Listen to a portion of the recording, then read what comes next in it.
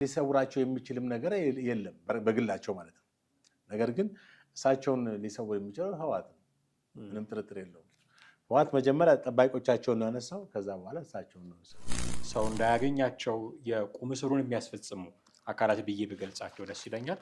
እነሱ አካላት ገለል ካሉ በኋላ ነው ተሰወሩ የተባለው ጀነራል ታደሰ ወረደ እና አሁን የሆነ ጨዋታ የሆነ ድራማ ለመስራት እየሞከረ ያለ ይመስላል። ሙሉ ትግራይን ቲፒኤልኤፍ በተቆጣጠረ በኋላ በማናለብኝነት ነገሮችን እያካሄደ እንደሆነ የምትመለከተው ብዙ ነገሮችን ብዙ ህገወጥ ድርጊቶችን ባለፈው ሳምንት እንደተነጋገርነው ጳጳሳትን ሁሉ አግቷል። አሜሪካ ጉዳዩን በትኩረት እየተከታተለችው እንደሆነ የማሲንጋ ጉብኝት በግልጽ ይነግረናል። አታገኟቸውም ተብሎ እንኳን በስልክ ላገኛቸው በስልክ ማውራታቸው በራሱ ለጉዳዩ ከፍተኛ ትኩረት መስጠቷን ጭምር ያሳያል። ይህን ሁሉ ነገር ስትመለከት ወደ ጦርነት የመግባቱ ፕሮባቢሊቲ በጣም ሰፊ እንደሆነ ነው ብታየው። ወደ የማይቀር ጦርነት ነው። እኛ ስላልነው ስለተናገርነው የሚቀር ወይም ስላልተናገርነው የሚቀጥል ነገር የለም።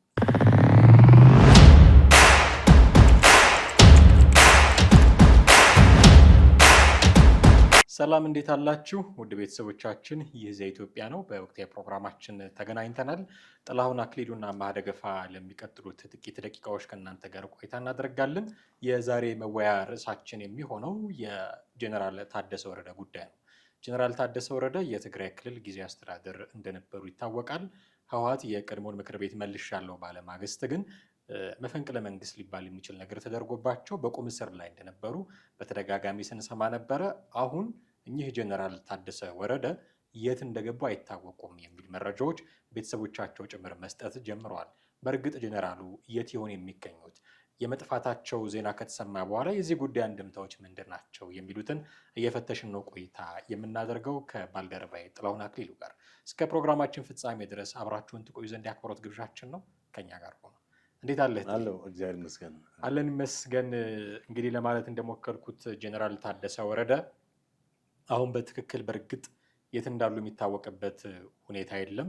እንደሚታወቀው የቀድሞ ጊዜያዊ አስተዳደር ናቸው።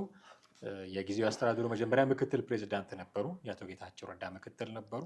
በኋላም ጊዜያዊ አስተዳደሩን በፕሬዚዳንትነት ሲመሩ የነበሩ ሰው ናቸው። እስከ ቅርብ ጊዜ ድረስ መቀሌ በሚገኝ መኖሪያ ቤታቸው የቁም እስር ሊባል በሚችል መልኩ ጥበቃ ሲደረግላቸው እንደነበረ በተደጋጋሚ ስንሰማ ነበረ። አሁን ግን ካለፉት 3 እና 4 ቀናት ወዲህ የምንሰማቸው መረጃዎች የት እንዳሉ አይታወቅም የሚል ነው። መሰወራቸው አሁን ላለው ለትግራይ ፖለቲካን በራሱ የሚያመጣቸው በርካታ ነገሮች ሊኖሩ ይችላሉ። ግን ምንድነው የሚነግረን? ትልቅ ባለስልጣን ነበሩ። ወታደራዊ አመራር ናቸው። በጣም ትልቅ ስም ነው በኢትዮጵያ ፖለቲካ ውስጥ፣ በተለይ በትግራይ ፖለቲካ ውስጥ የታደሰ ወረደ ስም በጣም ትልቅ ስም ነው እና ተሰወሩ፣ የቁም እስር ላይ ሆኑ የሚሉ ነገሮችን ስንሰማ ምን ይነግረናል አሁን ስላለው ፖለቲካዊ? እሳቸው እንግዲህ ከአቶ ጌታቸው ረዳ መውረድ በኋላ ወደ ስልጣን ማለት የትግራይ ክልል አስተዳደር ጊዜያዊ አስተዳደር ፕሬዚዳንት ሆኖ የተሾሙ ናቸው። ክልሉንም ላለፉት 1 ዓመት ከምናምን በማስተዳደር ላይ ያሉ ከባለፈው ሚያዝያ ወር ጀምሮ ቲፒኤልኤፍ አንዳንድ መግለጫዎችን እያወጣ በመምጣት ከዛ ወደዚህ የፈረሰውን ምክር ቤት እንደገና በማደራጀት ማለት ምክር ቤቱ ማለት የትኛው ምክር ቤት ነው ከተባለ በ2013 የተቋቋመ ነው። ከዛ ያ ምክር ቤት ነው ምርጫ በትግራይ ክልል እንዲካሄድ አድርጎ ህወሓት አሸንፏል ብሎ ይፋ አደረገው ማለት ነው። እና ይህን ምክር ቤት የተበተነው ምክር ቤት እንደገና ህጋዊ ባልሆነ መንገድ ወደ በማምጣት ነው አቶ ጀነራል ታደሰን በኃይል ከስልጣን እንዲወርዱ በማድረግ ስልጣኑን የተቆጣጠረው ማለት ነው። በዚህን ጊዜ እንግዲህ እሳቸው በቤተሰቦቻቸውም ጋር በሚገናኙበት መኖሪያ ቤታቸው ጋር በጥበቃ ላይ ነበሩ እስከ ቅርብ ጊዜ ድረስ። አሁን ከባለፈው ሳምንት ወደዚህ ደግሞ ሌላ ዜና መስማት ጀመረ። አቶ ጀነራል ታደሰ የት እንዳሉ እንደማይታወቅ እንደተሰወሩ። እንግዲህ መቼም ዝም ብሎ ሊሰወሩ ወይም ሊሉ አይችሉም። አንደኛ ሰውየው ህጋዊ ሰው ናቸው፣ በፌዴራል መንግስት የተሾሙ ሰው ናቸው እንጂ በህገወጥ መንገድ አይደለም ቦታውን የያዙት። ከህዝብ ሊሰውራቸው የሚችልም ነገር የለም በግላቸው ማለት ነው። ነገር ግን እሳቸውን ሊሰውር የሚችለው ህወሓት ነው። ምንም ጥርጥር የለውም። ህወሓት መጀመሪያ ጠባቂዎቻቸውን ነው ያነሳው። ከዛ በኋላ እሳቸውን ነው የወሰደው። አሁን በምን አይነት ሁኔታ ላይ እንደሚገኙ የሚታወቅ ነገር ባይኖርም በእርግጠኛነት አንድ ቦታ ላይ የቁም እስረኛ አድርጓቸው አግቷቸዋል ማለት ነው። ይሄ ቲፒኤልኤፍ የለመደው ነገር ነው። ምክንያቱም እሳቸው እዛ ቦታ ላይ አንስቶ ራሱ ስልጣን ለመያዝ ስለፈለገና ትግራይን ክልል መልሶ ለመቆጣጠር ስለፈለገ ብቻ እሳቸው በኃይል ከቦታው አስወግዷቸዋል። መጀመሪያም እሳቸው ይሄን አዝማሚያውን አይተው እኮ በጣም ስጋታቸውን ተናግረዋል። ትግራይን ወደ አርፋቸው ብትቀመጡ ትግራይን ወደ እርስ በርስ ጦርነት ነው ታስገቡት የሚል። አዎ፣ ግን እነሱ ምንም የእሳቸውን ንግግር እንደ ቁብም አልቆጠሩትም፣ ከቁብም አልቆጠሩትም። ከዛ ወዲያው የሚፈልጉትን ነገር አካሂዱ። አሁን እንግዲህ ሙሉ ትግራይን ቲፒኤልኤፍ በተቆጣጠረ በኋላ በማናለብኝነት ነገሮችን እያካሄደ እንደሆነ የምትመለከተው ብዙ ነገሮችን ብዙ ህገወጥ ድርጊቶችን ባለፈው ሳምንት እንደተነጋገርነው ጳጳሳትን ሁሉ አግቷል። ከማገቱ በፊትም የግድያ ሙከራ አድርጓል በጳጳሳት ላይ። አቡነ አረጋዊና አቡነ ናትናኤል የሚባሉ ሁለት የትግራይ ክልል ጳጳሳት ማለት ነው። ትግራይ ክልል መንበረ ሰላማ ማለት ከዚህ ከዋናው የኦርቶዶክስ ሲኖዶስ የተገነጠለው ማለት ነው። አሁንም እነዛ ሰዎች በምን አይነት ሁኔታ ላይ እንግዲህ እስከ ባለፈው ሳምንት እንዳለን መረጃ እነዚህ ሁለት ጳጳሳቶች ላይ የቁም እስረኛ አድርጓቸዋል መሰለኝ። እነሱ እንደዛ ነው። ምንም አይነት ኮሚኒኬሽን እንዳያደርጉ፣ የስልክ ግንኙነት እንዳያደርጉ በቃ የቁም እስረኛ አድርጓቸዋል ማለት ነው። በራሱ ቁጥጥር ስር አድርጓቸዋል። የጀነራል ታደሰም ጉዳይ ተመሳሳይ ነው የሚሆነው።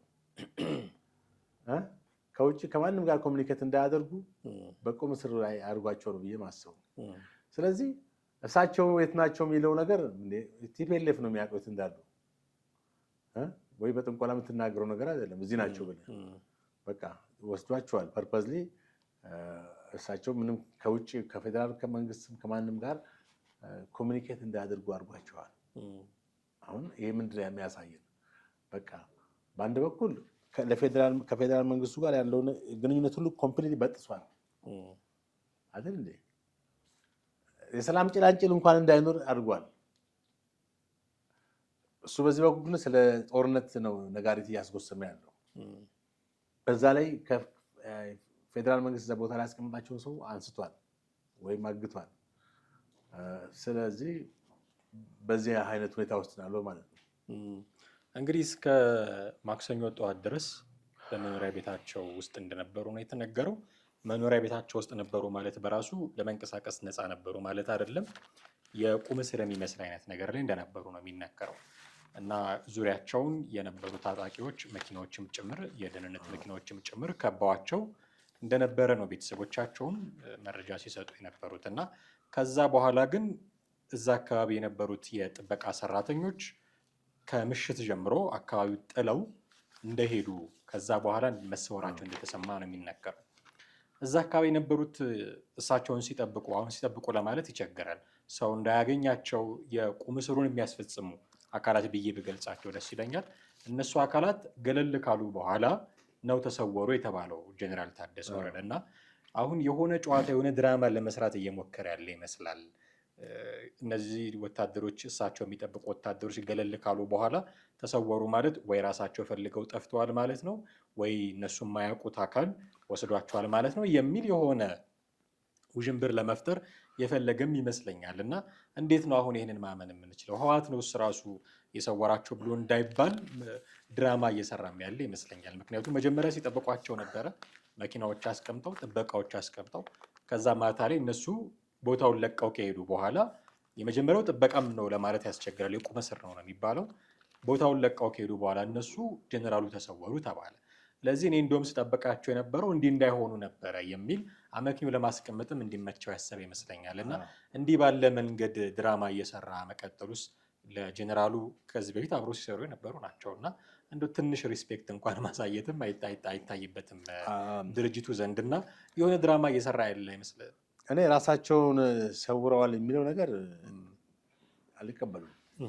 ምክንያቱም ቲፒኤልኤፍ እዛ ጋር በአይነ ቁራኛ ያያቸው ያለ ሰውን ዝም ብሎ እንደዋዛ ይለቃል ብዬ አልጠብቅም። ይሄ ለፕሮፓጋንዳ የተጠቀመበት ሊሆን ይችላል። እሳቸውን ከቦታው የሚጠብቋቸውን ሰዎች ከቦታው አንስቶ ከዛ በኋላ በዛ ክፍተት አመለጡ በሚል የፖለቲካ ጨዋታ ነው። እሳቸውን መጀመሪያ የሚጠብቁ ሰዎችን ካስገባ በኋላ በስውር ሌሎችን አለማስጠበቀው ምን ማረጋገጫ አለ? ሊሆን የሚችለው በሌሎች ያስጠብቆ እሳቸው ተሰወሩ የሚል ነገር በህዝብ እንዲወራ ለማድረግ ይመስለኛል። አሁን ቲፒኤልኤፍ ትልቁ ነገር እዚህ የፖለቲካ ጨዋታ የተጫወተ እንዳለ ትመለከታለህ። አንደኛ ሌላውን ትኩረት ለመሳብ ራሱን ጦርነት እንደማይፈልግ ሰላም እንደሚፈልግ የፕሪቶሪያውን ስምምነት የጣሰው ፌዴራል መንግስት እንደሆነ እነሱ ሰላማዊ እንደሆነ ለትግራይ ህዝብ ብቻ አይደለም ለዓለም አቀፍ ማህበረሰብ ሁሉ ይሄን ነው እያስተጋቡ ያሉት። የፕሪቶሪያውን ስምምነት እኛ ጣስን ብሎ እኮ አይደለም የሚናገሩት። ይሄ መንግስት እንደጣሰ ነው የሚከሱት። ደብዳቤም እየጻፉ ነው። ለአፍሪካ ህብረትም ያው ብዙ ጊዜ ጽፈዋል። ለኢጋድ፣ ለዩኤን፣ ለአውሮፓ ህብረት በአጠቃላይ ለሚመለከተው አካል ተጽዕኖ ያደርሳል ኢትዮጵያ መንግስት ላይ ብለው ለሚሉት ሁሉ የደብዳቤ ማዕት የጊዜው ይጽፋሉ።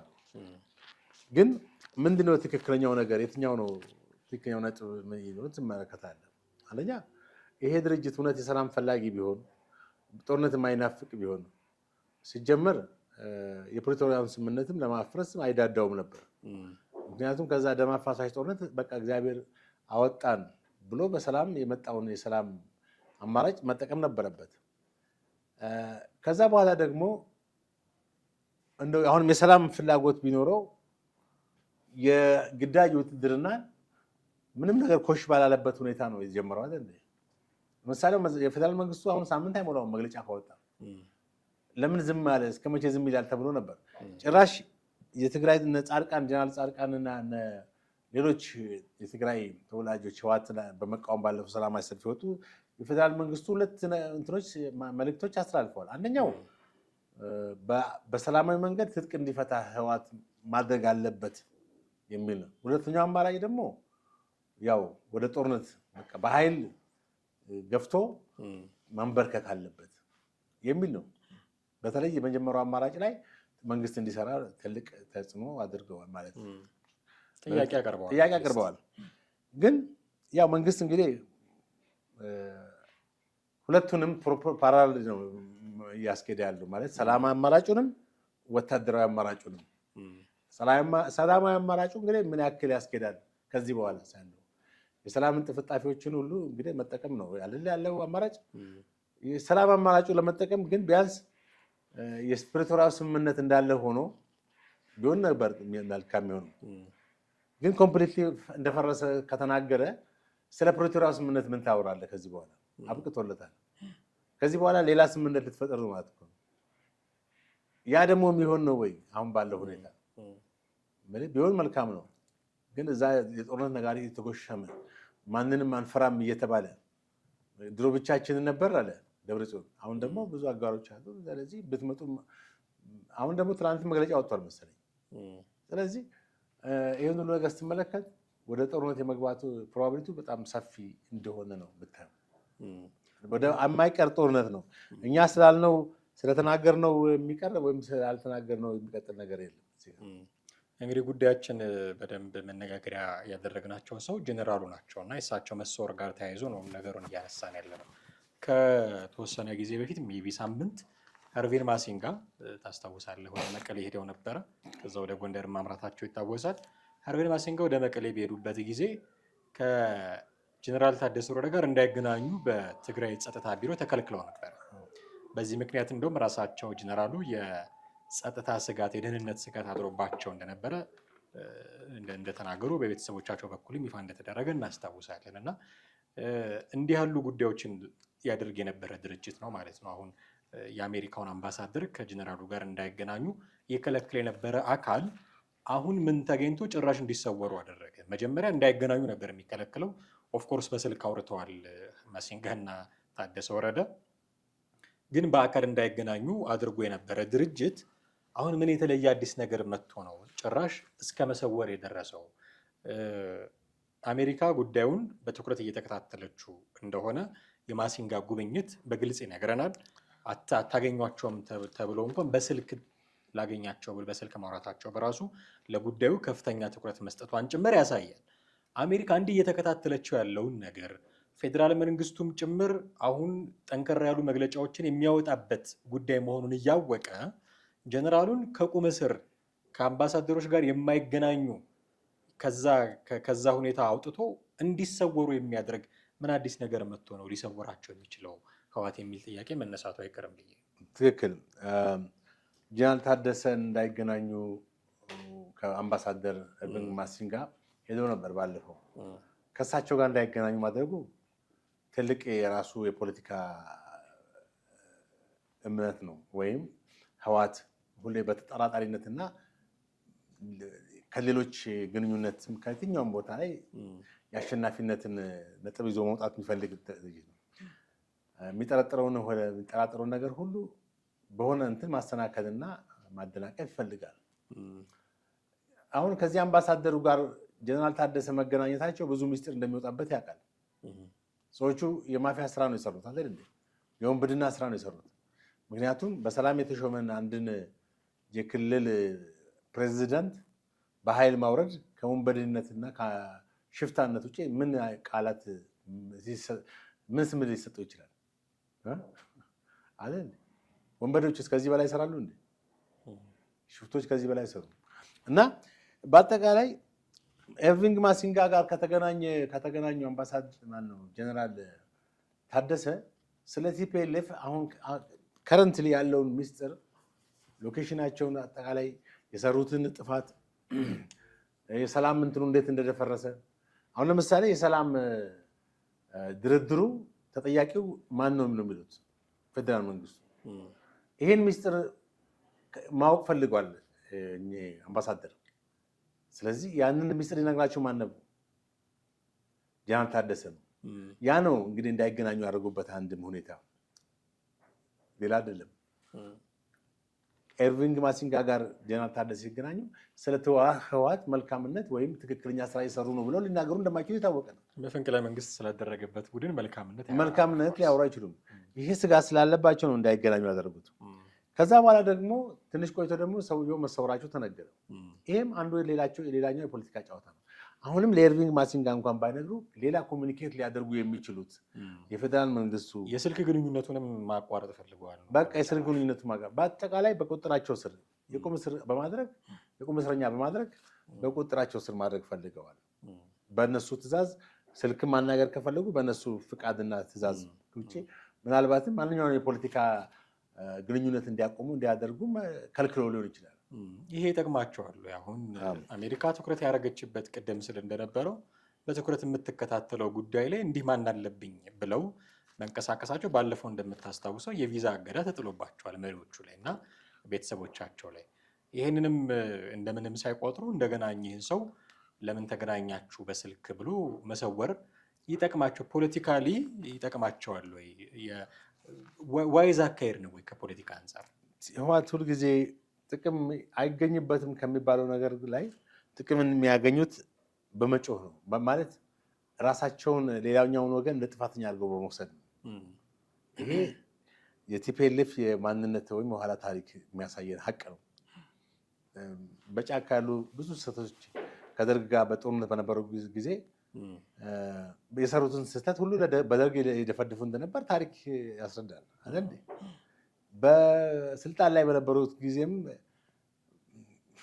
በሚፈጽሙት የዘረኝነት ወይም ጄኖሳይድ በኦህዴድና በተለያዩ እንትኖች ያሳብቡ እንደነበር ይታወቃል። አሁንም ተመሳሳይ ነው። ቲፒኤልኤፍ በዚህ በሰላማዊ ሁኔታ ላይ በዚህ እንትን ላይ ጥቅም አገኛለሁ ብሎ በማሰብ የሚሄድበት ሁኔታ ነው የምንመለከተው እና ከዚህ አንጻር የሰላም እንትኑን ዘግቶታል። አንደኛው ወደ ጦርነት የሚካሄድበት ነገር እየሰፋ እንደሆነ ነው የምትመለከተው። በመጨረሻ አንድ ጉዳይ እናንሳና እንግዲህ በፌዴራል መንግስቱ ከተሾሙ በኋላ ሌተናንት ጄኔራል ታደሰ ወረደ እና በህወሓት ከኃላፊነታቸው እስኪነሱ ድረስ የቆየ አንድ ነው 2 ዓመት ጊዜ እንደነበራቸው እናስታውሳለን። በዛ ጊዜ ከድርጊቱ በፊት ይሄ መፈንቅለ መንግስቱ ከመደረጉ በፊት ጊዜያዊ አስተዳደሩን በኃይል መገልበጥ እና ለመገልበጥም ጭምር የሚደረግ ሙከራ ክልሉን ወደ አዲስ ጦርነት ውስጥ በቀጥታ የሚያስገባው ነው የሚል ማስጠንቀቂያ ሰጥተው ነበረ ጀነራል ታደሰ ወረደ። አሁን በኃይል ከመውረዳቸው ባሻገር መጀመሪያ ቁም እስር ላይ የነበሩ አሁን ጭራሽ ተሰወሩ እና ይሄ የእሳቸው ማስጠንቀቂያ ምን ያህል ተፈጻሚነት ይኖረዋል? በእርግጥስ የእሳቸው ከስልጣን ገለል መደረግ፣ የእሳቸው የቁም እስር ላይ መሆን፣ የእሳቸው መሰወር ስጋት አለን ጦርነት ሊጀመራል ብለን የምናወራለት ስጋት ላይ ምን አይነት ሌላ አዲስ ስጋት ይፈጥራል የሚል ጥያቄ አሁን ማንሳት አለብን። ምክንያቱም በእሳቸው አባባል ክልሉን ወደ አዲስ ጦርነት ነው የሚያስገባው የሚል ነገር ስለተናገሩ፣ በእርግጥ ህወሓት ጊዜያዊ አስተዳደሩን በኃይል ማስወገዱ ግልጽ የሆነ የህግ ጥሰት ስለሆነ ወደ ጦርነት የሚመራ መንገድ መሆኑ ግልጽ ነው። ከዛ ባሻገር ግን በኃይል ከመገርሰስ ባሻገር የቁም እስር ላይ ማድረግና ጭራሽ መሰወርም ጨምሮበታል። ይሄ ሊመጣ ይችላል ተብሎ የሚፈራው ጦርነት ላይ እንዴት ያለ ተጽዕኖ ይኖረዋል? ትክክል። እሳቸው እንግዲህ ቀድሞ ተናግሯል ማለት ይቻላል። ይሄ እንዳይሆኑ ነበር የእሳቸው ትግል። በስልጣን የመቆየት ሁኔታ አይደለም፣ በስልጣን የመቆየት ሁኔታ ሳይሆን ክልሉ ወደ ሌላ የጦርነት አዙሪት ውስጥ ይገባ ይችላል የሚል ስጋት ነው የተናገሩት። በዚህም ማስጠንቀቂያ ነው እንግዲህ ይህንን ማስጠንቀቂያ ወይም የጀነራል ንግግር ችላ ብሎ ነው ራሱ በማናለብኝነት እሳቸውን በኃይል ከስልጣን አስወግዶ ስልጣን ነው የያዘው። ስልጣን ከያዘ በኋላ ወዲያው እንግዲህ ስለ ክልሉን የደቀቀውን የክልሉን ኢኮኖሚ እንዲያንሰራራ ለማድረግ አይደለም አጀንዳ የያዘው ፕላን ያደረገው፣ ወዲያው ወደ ጦርነት ነው የገባው አይደል እንዴ? ስለዚህ ይሄ አንደኛ በእሳቸው የተናገሩት ነገር በትክክል ወደ ተግባራዊ ሊሆን እንደሚችል እያሳየ ነው።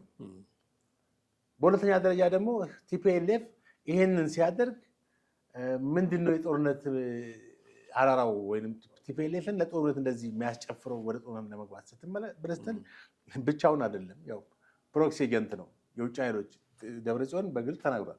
ብቻችን አይደለንም ብሏል። ብቻችንም አይደለም ሲል የፋኖና ሸኔን ብቻ ተማምኖ አይደለም፣ እነ ሻዕቢያንና እነ ግብፅን እነ ሱዳንን ተማምኖ ነው። ከሻዕቢያ ጋር ከወራቶች በፊት ጽምዶ በሚለው መጠሪያ የጋራ ወይም አንድነት መፍጠሩ ይታወቃል። አሁን ደግሞ ከቅርብ ጊዜ ወዲህ ደግሞ ከፋኖም ጋር ከሸኔም ጋር እንደዚሁ በጽምዶ መገናኘታቸው ደግሞ የተነገረ ይገኛል አይደል እንዴ? ፋኖም በትክክል እያመኑ ነው ከህወሓት ጋር መገናኘታቸው ወይም ህብረት መፍጠራቸው ነው። እና አንደኛ የጀነራል ታደሰ ንግግር በቃ ያው ይሄ ነበር ስጋታቸው፣ ሊሆን ነው። በሁለተኛ ደረጃ ቲፒኤልኤፍ ይሄን ስጋት የሚያቆም ይችላል እንኳን ብለን ብትለው አይደለም፣ ብቻውን እንዳልሆነ ቅድም ያው እንደጠቀስ ነው ከውጭ ኃይሎች ግፊት በለው የኢትዮጵያ ታሪካዊ ጠላቶች ናቸው። እዚህ ሀገር ላይ ስለ ትግራይ ነፃ መውጣት ስለምናምን አይደለም ውጭ ያሉ ኃይሎች የሚያስቡት። እንደነ ግብፅም ቢሆን ሱዳን ነው።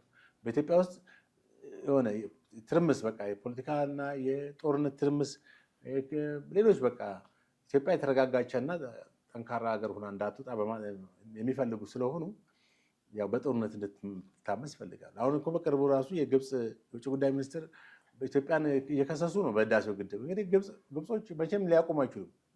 እስከ መጨረሻው ዓለም ፍጻሜ ድረስ የሚያቆሙ ሰዎች እንደሆኑ ታውቃለህ። አሁን ራሱ በአባይ ግድብ ላይ አሁንም ምንድነው የሆነ ብቻ አቅርበዋል ክስ፣ አዲስ አጀንዳ ደግሞ ቀርጸዋል። ይሄ የሚያሳየው ምንድነው በቃ ግብጾች ለኢትዮጵያ የማይተኙ ወደፊትም ከዓለም ፍጻሜ የማይተኙ መሆናቸውን ካየን ዘንዳ እነዚህ ሰዎች ከውጭ ዲፕሎማሲውን በዛ መንገድ ያካሄዱት እንጂ በሀገር ውስጥ ደግሞ ኢትዮጵያ ሰላሟ እንዲደፈርስ የሚያደርጉበት እንትን አለ። ግልጽ ነው፣ ማንም ሰው የሚያውቀው ጉዳይ ነው። ቲፒኤልኤፍ ቅጥረኛ ሆኗል። በቃ ድሮም ውጭ ቅጥረኛ ነበረ፣ አሁንም ቅጥረኛ የባንዳ ስራ እየሰራ ነው ማለት ይቻላል። ስለዚህ አቁም ብትለውም ምክንያቱም ያገኘው ጥቅም አለ። ከውጭ እርዳታ ያገኛል ከነዚህ ኃይሎች። ከኢትዮጵያ መንግስት እንትን ተቋረጠብኝ ብሏል አይደል? አሁን በጀቱን እየሰፈሩለት ያሉት እንግዲህ እነ ሱዳንና ግብፅ ናቸው ማለት ነው። ሌላው እዚህ ጋር ልናነሳ የምንችለው ወደ ሱዳን ሰራዊትም እያስገባ ለሱዳን እየሰጠ ነው። አሁን ሱዳን እንግዲህ በእርስ በርስ ጦርነት ውስጥ አይደል ያለችው? አሁን ስልጣን ላይ ያለው ለቡርሃዲን ነው ምናምን ለሚባለው አልቡራን ለሚባለው ጀነራል ጦር ሰራዊት እያዋጡ ነው። የትግራይ ልጆች እንግዲህ በጣም ያሳፍራሉ።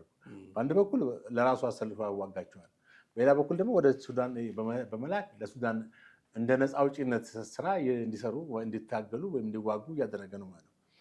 ያው በዚህም ችሎታው በዚህ እንትኑም ላደረገው ነገር ወሮታውን በገንዘብም በማቴሪያልም በጦር መሳሪያም የሱዳን መንግስት ይሰጠዋል ማለት ነው።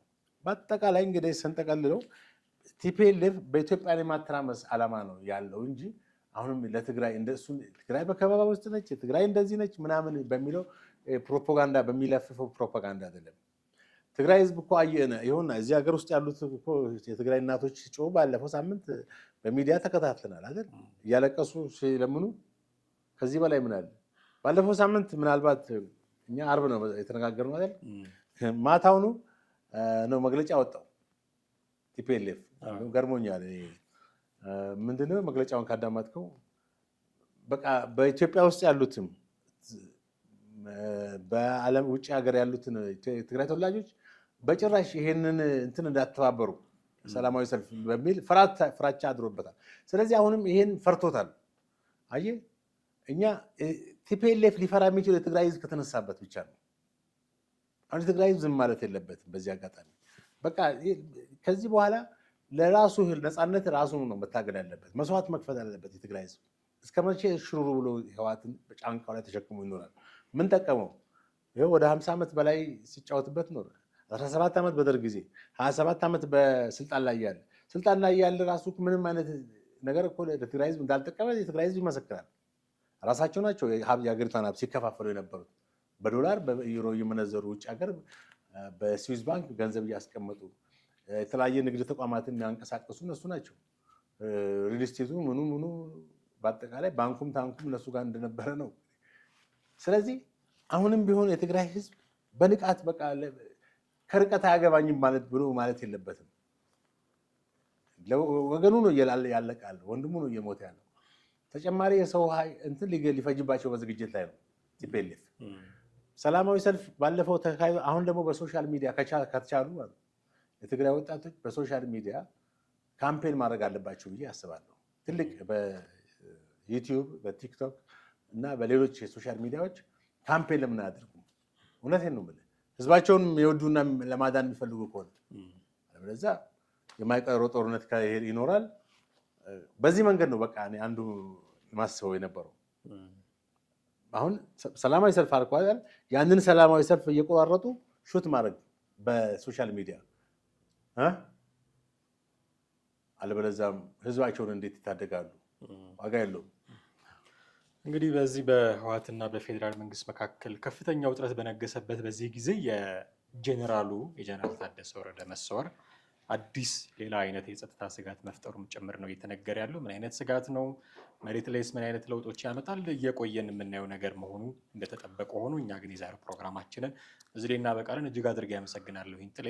ወደ ቤተሰቦቻችን እናንተም ከኛ ጋር ነበራችሁ ቆይታ እጅግ አድርገን እናመሰግናችኋለን። ሀሳብ፣ አስተያየት፣ ጥያቄዎቻችሁን በተለመደው መንገድ አድርሱን። ጥላሁን አክሊሉና አማሃ ደገፋ ነበርን ከእናንተ ጋር ቆይታ ያደረግነው። ለዛሬው ቆይታችን እጅግ አድርገን እያመሰገንን በሚቀጥለው በሌላ ርዕሰ ጉዳይ እንጠብቃችኋለን። ጤና ይስጥልን።